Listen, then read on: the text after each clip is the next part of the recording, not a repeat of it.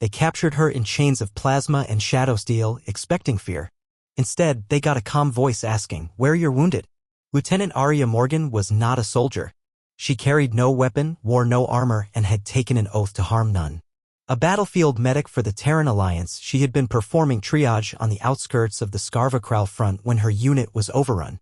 The enemy, a reptilian, war-obsessed species known as the Vakreth, took her prisoner, mistaking her for a high-ranking strategist based on her calm demeanor under fire. They didn't know what a medic was. Not really. They assumed she was some kind of Earthborn manipulator.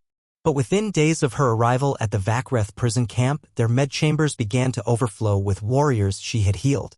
Not just patched up, but rebuilt, nerves rewoven, limbs regrown, internal bleeding halted without a single scar. At first, the Vakreth warlords were amused. Let the little human fix up some wounded. Less strain on their logistics. But then something strange began to happen. The warriors she healed became different. Faster, stronger, more resistant to pain. Their morale surged. Their reflexes sharpened beyond their species' natural limits. And stranger still, these warriors began to revere her, not as a prisoner, but as a living god. She had done it all with primitive Terran biotech, a surgical kit, a regrowth syringe, and her hands. Her human hands.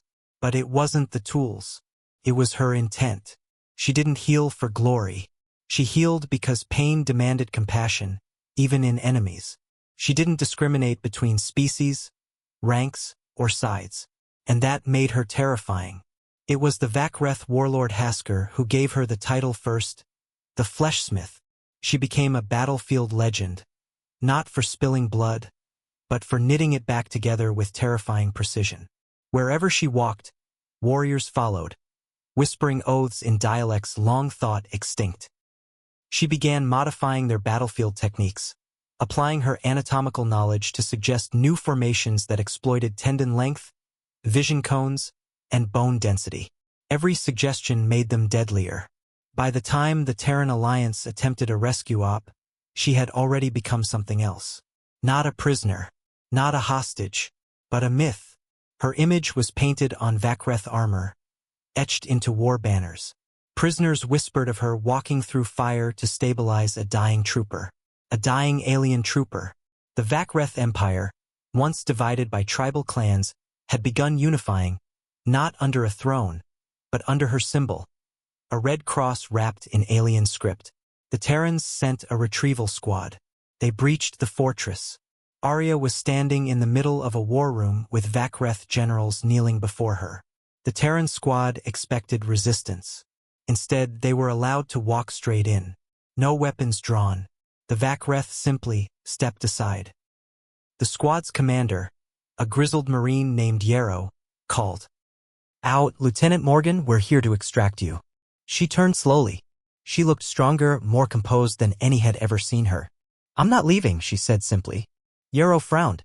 "You are a prisoner of war." "No. I was a medic," she said, stepping forward.